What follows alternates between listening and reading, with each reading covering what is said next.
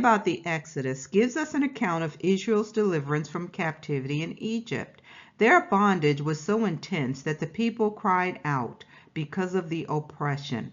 It is now time for descendants of those who were enslaved in Egypt to revisit the departure. There are lessons that we can learn from our forefathers as we prepare for the second Exodus. In this third session of the series, Remembering the First Exodus, we want to know what our oppressors fear most. I want to read through this passage in Exodus 1 again. I read it in the first session, but I want to read it again to make sure we understand what those things are that our oppressors fear. So this is Exodus 1, 8 through 22. Now there arose a new king over Egypt who did not know Joseph, and he said to his people, "Look, the people of the children of Israel are more and mightier than we. Come, let us deal shrewdly with them, lest they multiply. And it happen in the event of war that they also join our enemies and fight against us, and so go up out of the land. Therefore they set taskmasters over them to afflict them with their burdens. And they built for Pharaoh supply cities, Pithom and Ramses. But the more they afflicted them, the more they multiplied and grew. And they were in dread of the children of Israel. So the Egyptians made the children of Israel serve with rigor. And they made their lives bitter with hard bondage in mortar and brick, and in all manner of service in the field. All their service in which they made them serve was with rigor. So they were trying to crush them. Then the king of Egypt spoke to the Hebrew midwives, of whom the name of one was Shiphrah, and the name of the other Puah. And he said, "When you do the duties of a midwife for the Hebrew women, and see them on the birth stools, if it is a son, then you shall kill him. But if it is a daughter, then she shall live." But the midwives feared God. They feared the Most High, and did not do as the king of Egypt commanded them, but saved the male children alive. So the king of Egypt called for the midwives and said to them, "Why have you done this thing and saved the male children?" So I'm sure these midwives had to be in fear for their lives.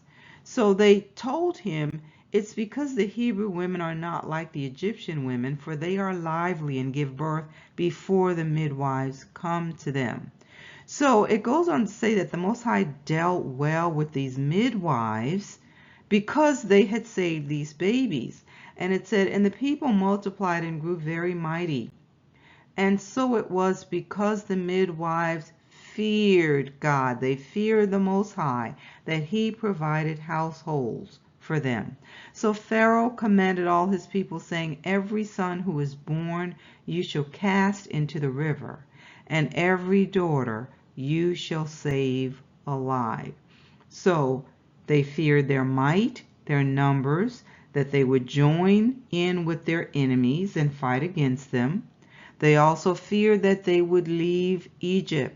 In other words, that they would lose their free labor. And they also wanted to kill the male seed. Have you thought about why the killing of the male child? That takes us back to Genesis 3:15, where the serpent is trying to destroy the seed of the woman. So let's dig a little deeper to make the spiritual connections, because we know that we wrestle not against flesh and blood. Let's read these two verses from Genesis 15. The first one is Genesis 15:5. "And he," speaking of the Most High, "brought him forth abroad," speaking of Abraham, "and said, Look now toward heaven, and tell the stars, if thou be able to number them. And he said unto him, So shall thy seed be." Abraham was told that he would have numerous descendants. Now Genesis 15:18. In the same day the Lord made a covenant with Abram, saying, Unto thy seed have I given this land, from the river of Egypt unto the great river, the river Euphrates. So our people were not supposed to remain in Egypt. The Most High was preparing a place for them in the promised land. They needed to get up out of Egypt and go to that place. So we need to understand that these attacks are also ways that the enemy is trying to stop the fulfillment of the Abrahamic covenant. We cannot miss this point. These strategies are the efforts of the enemy to keep us from things promised in the covenant. When our ancestors cried out because of the oppression, what happened? The Most High remembered the covenant. It is vitally important for us to understand that the attacks of the enemy have spiritual connotations. Something is happening in the physical and the spiritual realm. I also want to share some commentary from various sources concerning the mandate to kill the male child, because it's not a coincidence that this is happening at the time that Moses is to be born. Remember, Pharaoh had magicians and wise men or sorcerers. Just like the wise men knew about the birth of Messiah, more than likely they knew about the birth of Moses, because the enemy is always trying to kill the male seed in order to prevent a deliverer from coming forth. Let's read this. This is from Philo, Life of Moses 1:8.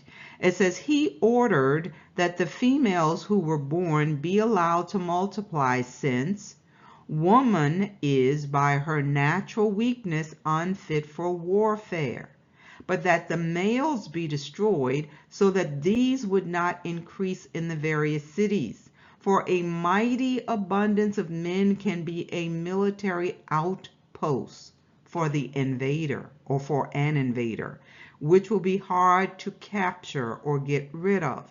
This is from Pseudo-Philo Biblical Antiquities 9:1.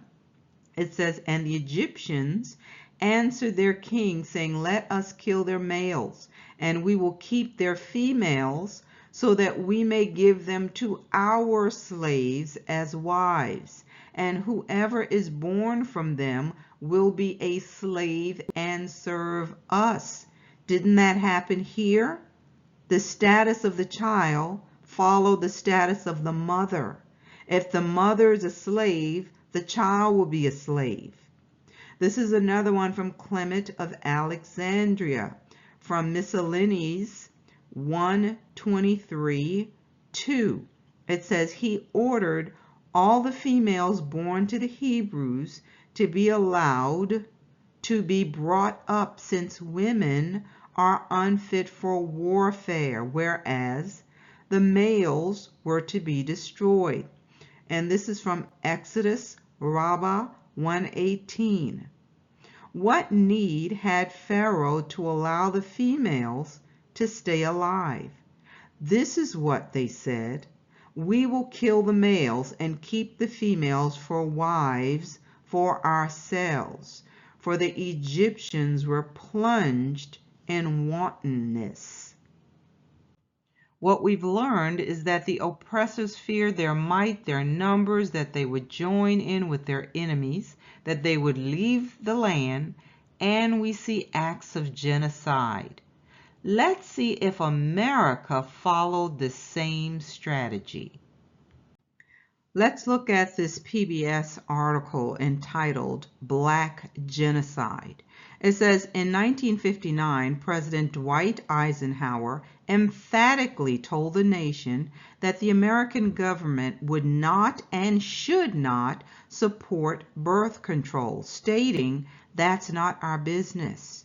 With the advent of the pill, that position changed sooner than anyone ever expected. Just 5 years later, President Lyndon Johnson established federal funding of birth control for the poor. Although many social welfare advocates applauded the move, not everyone welcomed the development. Within the African American community, federal funding sparked a serious controversy over birth control, especially the pill. The article goes on to say a significant faction within the Black Power movement believed that population growth was a key to increasing Black political strength. At the 1967 Black Power Conference in Newark, New Jersey, attendees passed an anti-birth control resolution declaring birth control to be the equivalent of Black genocide. Did you all know this? It goes on to say, in the summer of 1969, the situation reached a boiling point, moving beyond inflammatory words to actual threats of violence against a Pittsburgh Planned Parenthood office in the African American neighborhood of Homewood, Brushton. A small vocal group of men in the Black community vehemently opposed the clinic and the dispensing of birth control, especially the pill. Determined to take action, they threatened the clinic with fire bombs and riots.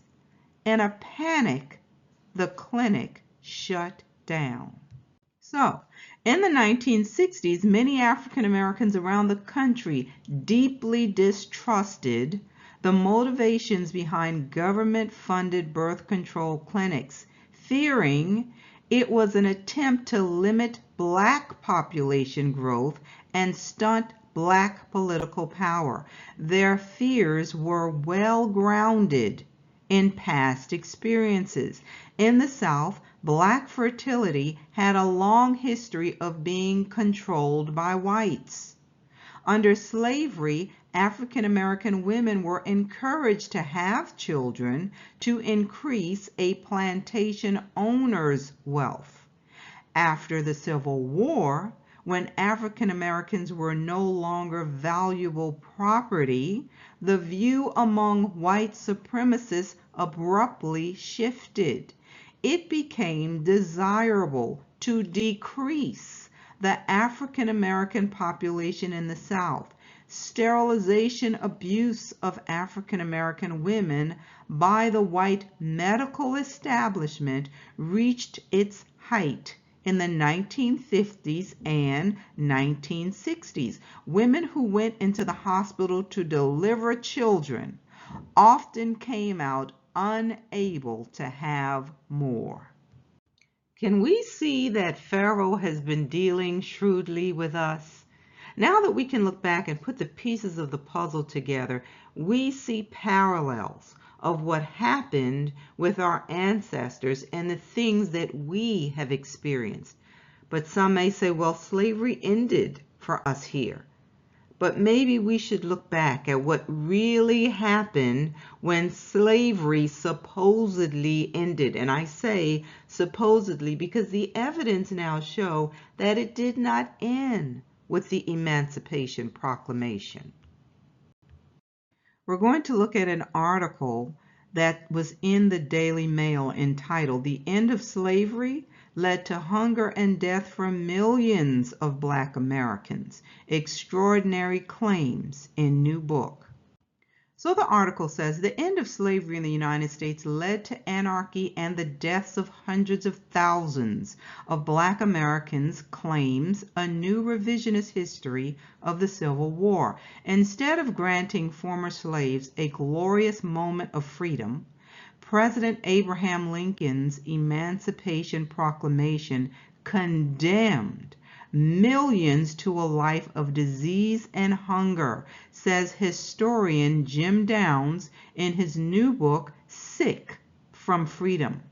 Scouring through obscure records, Professor Downs has revealed that freed slaves were subject to outbreaks of cholera and smallpox as they attempted to start new lives for themselves, and that thousands starved to death.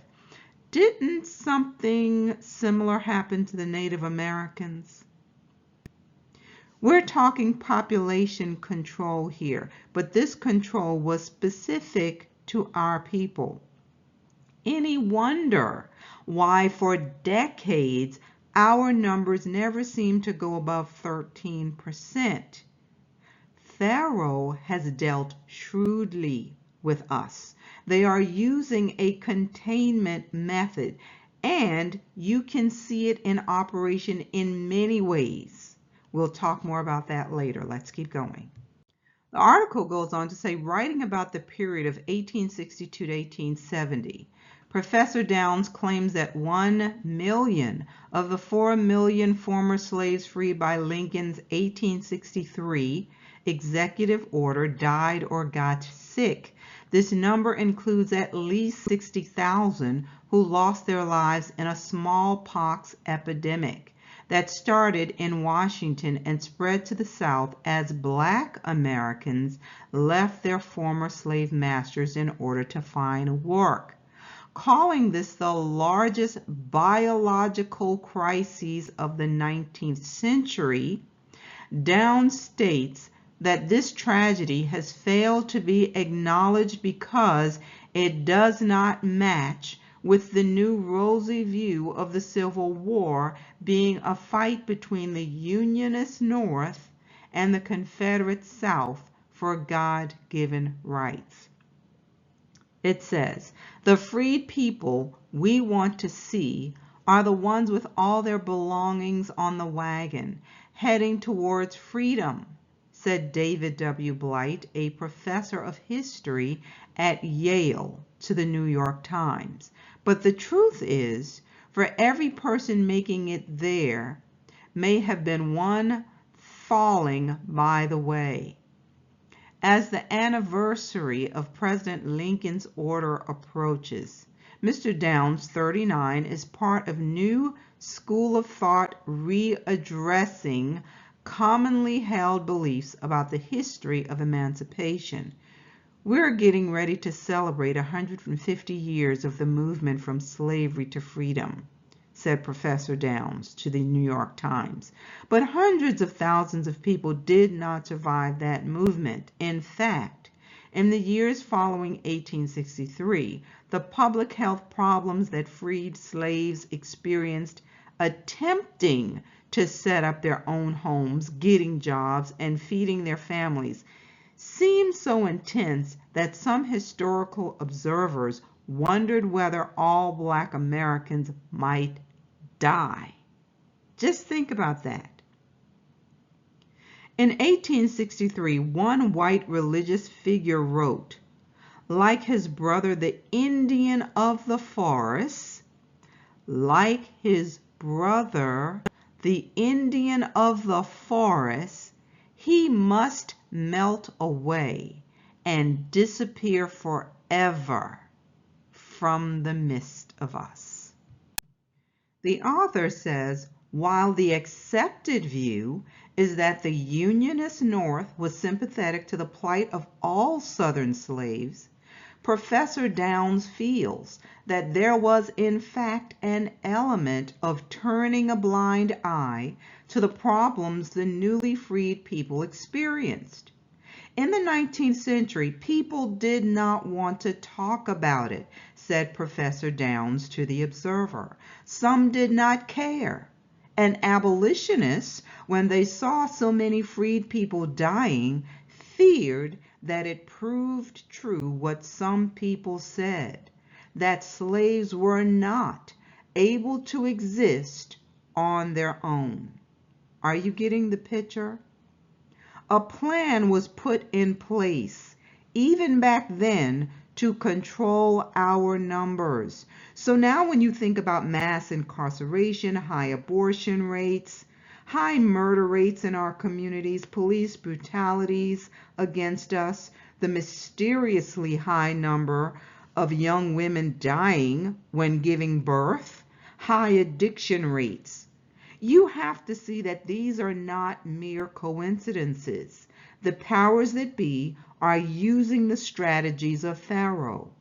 They have to keep their foot on the neck of the black man because they fear our might, they fear our growth, and they fear losing the wealth that we created for them. Let's read this from Exodus 2:1-4 to find out more about the deliverer appointed by the Most High to lead the children of Israel out of bondage. It says, "And a man of the house of Levi went and took as wife a daughter of Levi. So the woman conceived and bore a son.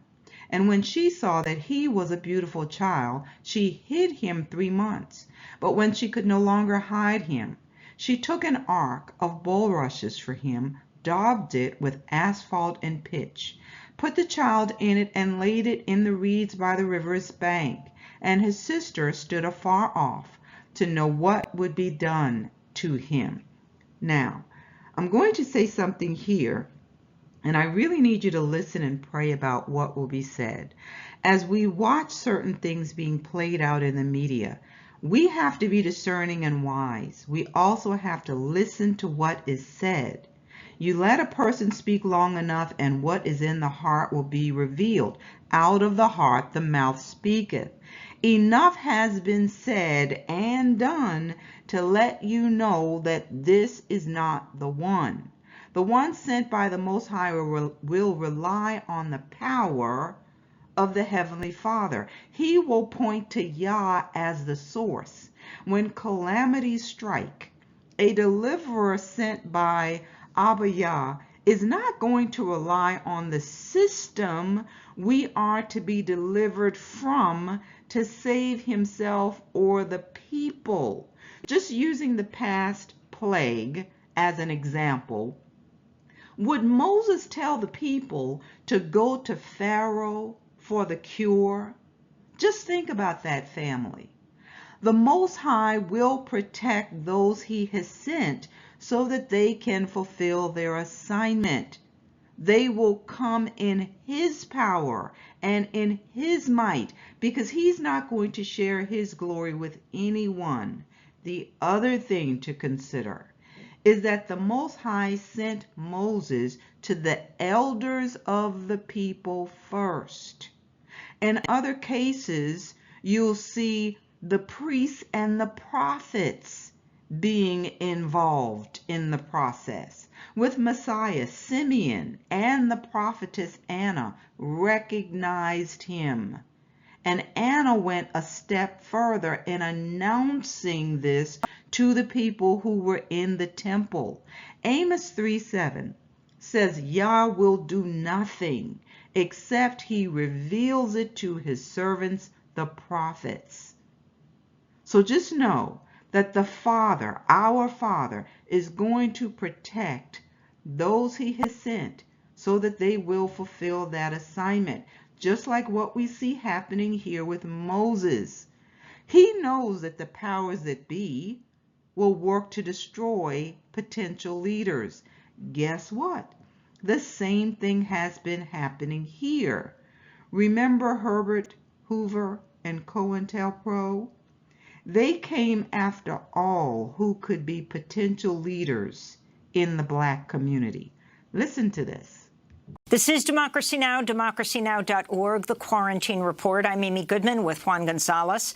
As Black History Month begins today, we look back at the assassination of Black Panther leader Fred Hampton in Chicago 51 years ago, and how new documents reveal more details about the FBI's role in the murder of the 21-year-old revolutionary.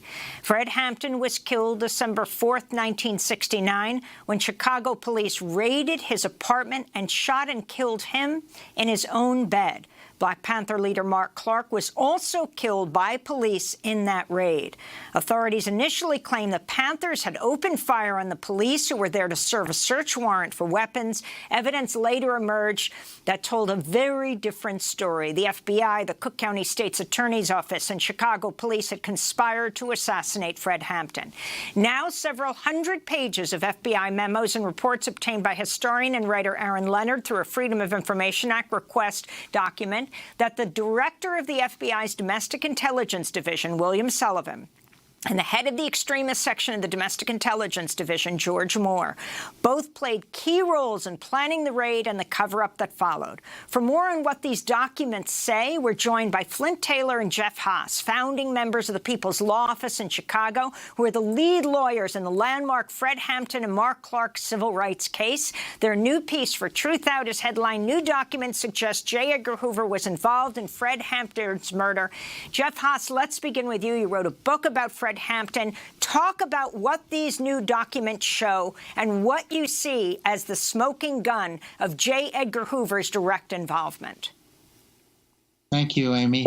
Well, first of all, it's 51 years after the incident and 40-some years after the trial. We had never gotten these documents before.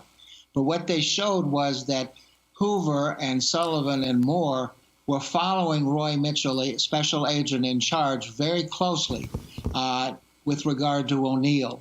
And they were complimenting him and rewarding him from the moment he gave the information and the floor plan to Special Agent Mitchell. They were congratulating Mitchell on what a wonderful job he did with this informant.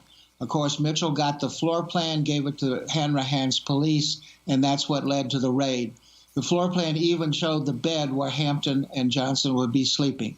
So we knew much of this. We knew O'Neill had gotten a bonus. We never knew Mitchell got a bonus. And we never knew that Hoover and Sullivan and Moore were starting to watch this in November, 10 days before it happened. They were monitoring exactly what went on. And so it was approved at the highest level. And during the trial, we had sought to go up to Sullivan and Moore and Hoover, but the judge wouldn't allow us, and we thought perhaps even John Mitchell and Richard Nixon were involved. We didn't have these documents, so we couldn't uncover that. This also shows that after the raid, the head of the FBI in Chicago met with and congratulated the informant O'Neill, thanked him for his information, which led to the success of the raid. What's also interesting is 51 years later, these documents still have redactions. There's a specific redaction because an FBI agent had been called in front of a grand jury, and he was told, if you get asked any questions about blank, which is the FBI, leave the grand jury and report to your higher-ups. A year after the raid, the FBI role and COINTELPRO had never been disclosed. It was only about Hanrahan and the police. So it took us 13 years to uncover that it was COINTELPRO, a program whose objective was disrupt, destroy, and neutralize the Panthers, and specifically prevent the rise of a black messiah like Fred Hampton, who could unify and electrify the masses. It was this FBI program that led to the passing of the floor plan and the 90 shots, and Fred Hampton executed in his bed at 2:30 in the morning on December 4th.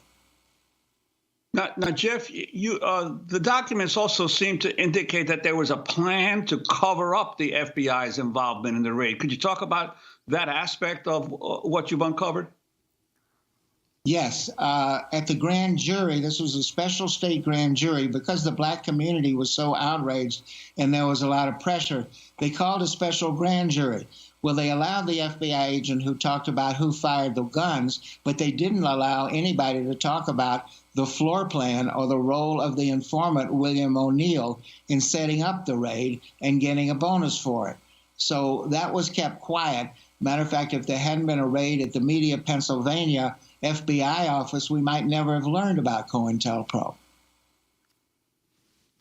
And in terms of why it's taken so long and there's still redactions on some of these documents, I mean, there's the assassination of President Kennedy. There have been documents released from that. And here we have one radical revolutionary in Chicago, and it's taken so long just to get information about what actually happened.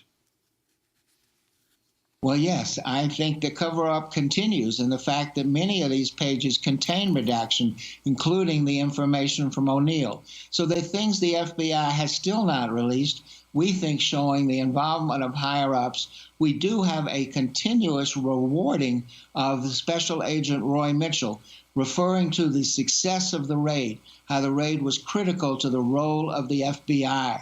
So see, some of these documents are new. But for the next year, Roy Mitchell got congratulated for how well he had handled O'Neill and how important the information had gotten. And they continuously internally called the rate of success, while externally they were hiding it. Stop the rise of a black Messiah. And that has been their goal. And that's not to say that the one on assignment won't be killed, because we can certainly see how that has played out in Scripture. The key is that they finish their assignment. So listen as I share the long-range goals of COINTELPRO as they present their strategies to prevent a black Messiah. Number one, it says prevent the coalition of militant black nationalist groups. Listen, in unity there is strength. A truism that is no less valid for all its triteness. So what do they need to prevent? Unity. It says an effective coalition of black nationalist groups might be the first step toward a real Mau Mau or Black Revolutionary Army in America, the beginning of a true black revolution. Let's go on.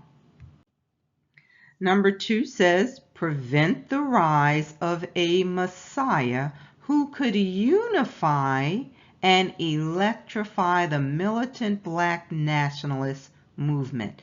Let's pause there for a second, because this is another thing that our oppressors fear, and they are working overtime to keep us from uniting. They fear our unity, family. Let me show you something from the book of Jubilees, and I'll come back to this. This is coming from Jubilees 46:2. And it came to pass that after Jacob died, the children of Israel multiplied in the land of Egypt, and they became a great nation, and they were of one accord in heart, so that brother loved brother, and every man helped his brother, and they increased abundantly and multiplied exceedingly all the days of the life of Joseph. So this tells us that our forefathers, our foremothers lived together in unity in Egypt. So this tells us that it can be done. It will take a work of the Most High working in and through us, because we know there's a lot of baggage. We can't deny that, because sometimes we find it easier to fight against each other than to work together. We have a lot of work to do, but unity is obviously an important factor, because that was one of the things Messiah prayed about before he was hung on the tree. He prayed that we would be one. That should be our prayer as well. But it says here, they were of one accord in heart. Brother loved brother, and every man helped his brother. And they increased abundantly and multiplied exceedingly all the days of the life of Joseph. Now, with them living together in unity, peace, harmony, they're increasing, they're prosperous. It's very easy to lose sight of the fact that this isn't their destiny. They were not supposed to stay in Egypt. They were supposed to go on to the promised land. So something had to happen to shake things up a bit, and it did. Now let's go back to the article. All right, I will reread number two.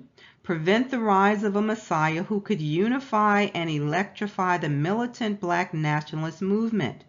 Malcolm X might have been such a Messiah. He is the martyr of the movement today. Martin Luther King, Stokely Carmichael, and Elijah Muhammad all aspire to this position. Elijah Muhammad is less of a threat because of his age. King could be a very real contender for this position should he, don't miss this, should he abandon his supposed obedience to white liberal doctrines. What was the white liberal doctrine? the message about nonviolence. Let me read that for you again. He would be a contender for this position should he abandon his supposed obedience to white liberal doctrines and embrace black nationalism. Carmichael has the necessary charisma to be a real threat in this way. Number 3, prevent violence on the part of black nationalist groups. This is of primary importance and is, of course, a goal of our investigative activity. It should also be a goal of the counterintelligence program to pinpoint potential troublemakers. Potential now. They haven't done anything. Pinpoint potential troublemakers and neutralize them before they exercise their potential for violence. Did you catch that? Number 4, prevent militant black nationalist groups and leaders from gaining respectability by discrediting them to 3 separate segments of the community. So listen, the goal of discrediting black nationalists must be handled tactically in 3 ways. You must discredit those groups and individuals too. Listen, first, the responsible Negro community. Second, they must be discredited to the white community, both the responsible community and to liberals who have vestiges of sympathy for militant black nationalists simply because they are Negroes.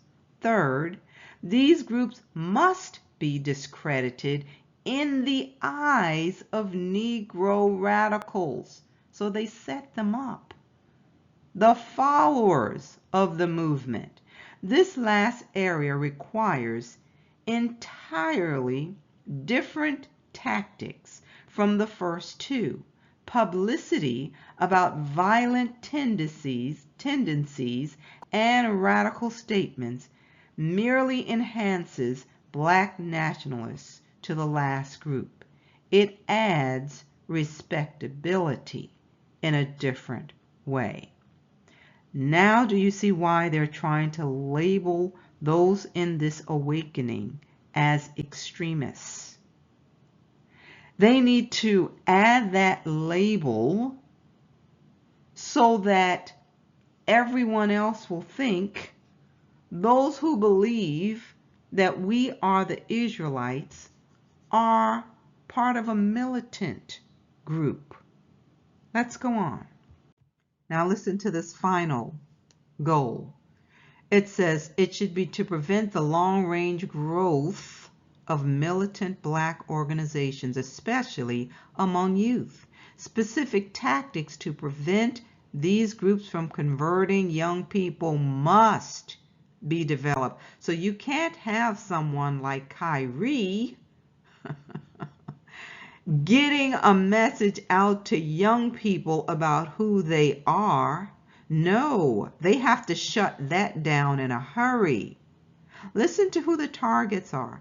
Primary targets of the counterintelligence program are black nationalist hate groups. And guess what they're trying to call those who are Israelites and they just happen to have dark melanated skin? A hate group. So it says again, primary targets of the counterintelligence program, black nationalists, hate groups should be the most violent and radical groups and their leaders. We should emphasize those leaders and organizations that are nationwide in scope and are most capable of, listen, disrupting this country. Let's go on. I want to draw your attention to this article that just came out on November 28th, and you can see who's writing it. I'll need you to use your eyes as I go through this one. But they're asking a question. They want to know how many Hebrew Israelites are there and how worried should you be? So as I said, not only do they fear the rise of a black Messiah, they also fear our numbers. So is it a surprise that this question is being asked? But family, please understand that an army did not go in to see Pharaoh. Oppressors respond to high numbers, but the Most High won't need a large number to do what he's going to do. However, certain things will have to happen to draw attention to us being the people. So we're going to read through this article. It says, dressed in matching purple hoodies. Hoodies? Is that what they're wearing? And shirts with gold fringes attached to the bottom in observance of Deuteronomy 22:12, hundreds of members of a controversial Hebrew Israelite group marched through the streets of Brooklyn on November 20th. It says, there's a rabbi of Crown Heights, and it says he observed on Twitter that the Israelites who regularly preach near his home on Shabbat have been particularly aggressive of late, heaping verbal abuse on both him and his children. On Sunday afternoon, this rabbi posted a video of IUIC members assembling for their march and rehearsing their chants in Grand Army Plaza. So, this woman says it's terrifying. She is a fashion designer, and she blames Hebrew Israelites for inflaming tensions between the two communities to which she belongs. And a few Twitter users compared the march to the 2017 far-right rally in Charlottesville. Now, are you kidding me? Think about that rally in Charlottesville, and they're making a comparison to that. Let's go on. It says the recent rallies give the impression that the radical wing of the Hebrew Israelite movement is large and riled up. Meanwhile, recent comments by Kanye West, the rapper now goes by Ye, and Irving, that align with elements of Hebrew Israelite doctrine suggests the movement has broad support. Look at what they're saying. Among powerful black celebrities. But how big is the movement in reality? They want to know what percentage are extremists who assail Jews as imposters who stole their heritage from them, and if black Israelism has entered the marketplace of mainstream religions in the United States. They want to know if they should be concerned. It says the numbers. The only available statistics on Israelite identification in the United States were collected, listen to how they got this information, as part of a small national survey conducted by an evangelical Christian research firm in 2019.